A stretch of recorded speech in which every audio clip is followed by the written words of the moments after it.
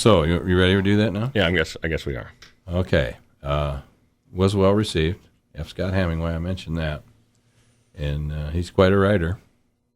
And you're paying him again for this? No, Bill. It's mostly barter. I give him WKN T-shirts and things, station promotional stuff. I don't think they'll miss it. I wouldn't really be so sure. I know that Mike Tamano, he'll be here later. He inventories that stuff, and and just like the paper cups in the Jock Lounge. Now that's network policy. He just guesses at the numbers each week, puts a smiley face on the bottom of the form, and mails it to Quincy. Okay, well, we got this week's episode. And now, from nowhere near coast to coast, we proudly present Wild Bill Yohnka, Frontier Announcer, starring Bill Yohnka in the title role. We may want to tone that down just a bit. Okay. Return with us now to the Old West, where men were called boys and saloon-based prostitutes were called ladies. Yeah, we can probably cut that in future episodes, too. Okay, I'll tell Hemingway.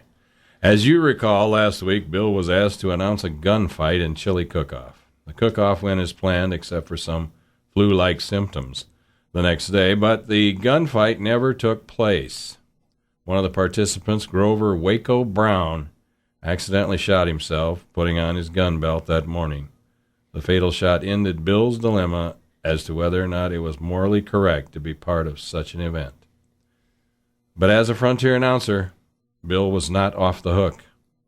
Listen, as saloon owner Ace High says, one of the girls, or ladies, asked me why they call you Wild Bill. It's a family name. What do you want to see me about? Well, the town folks would like it if you would do a eulogy for old Waco. I'd really rather not. You know, if I start doing them, I'll be going to funerals every week. I'm going to only get one myself. And I've already done about a half dozen. I don't mean to be selfish, but I'm way upside down in the eulogy business. Upside down? What's that mean?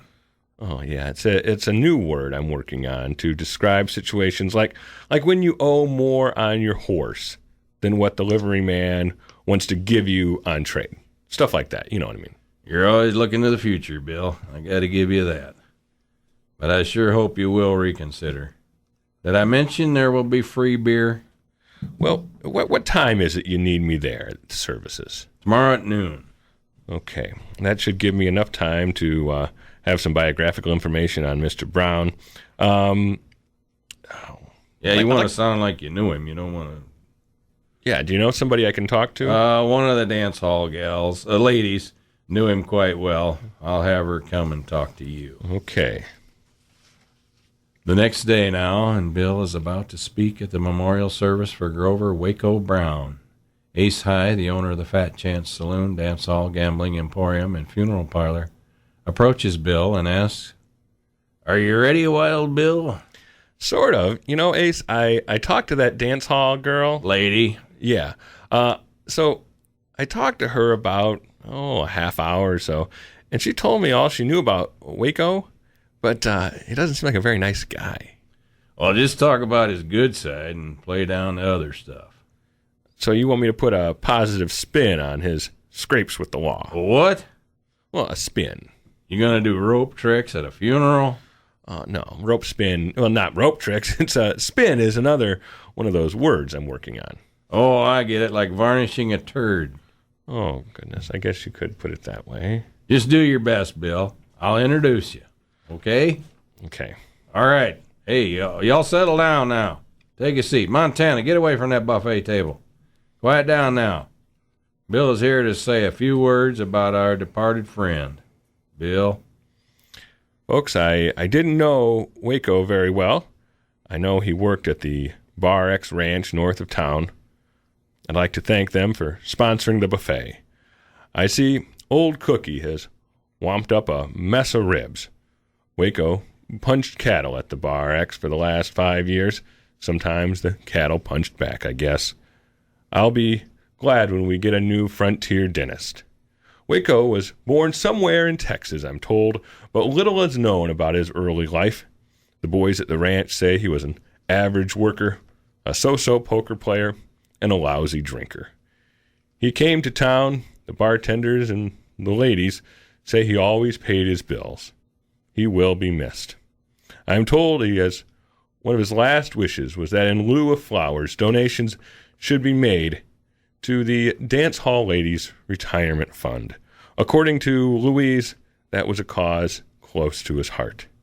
Yes, I think we are all going to miss Waco for different reasons.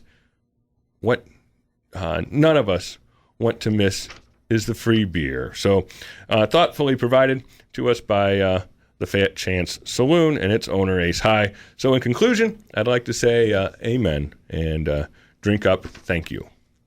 Well, Bill pulled it together, didn't he? Tune in next week when a local rancher asks Bill to do a eulogy for his favorite horse. You'll hear Bill say, No, I don't think that's going to happen. That's next week on Wild Bill Yohnka, Frontier Announcer. I worry about that. Doing the eulogies. I know, that's based in real life. I don't know how Hemingway knew that about you. Maybe I said something to him. But, I tried not to do a real good job in this, eulogy. I tried to, not really show the eulogy powers. You'd be doing it every week. Yeah. You'd be so depressed after a while.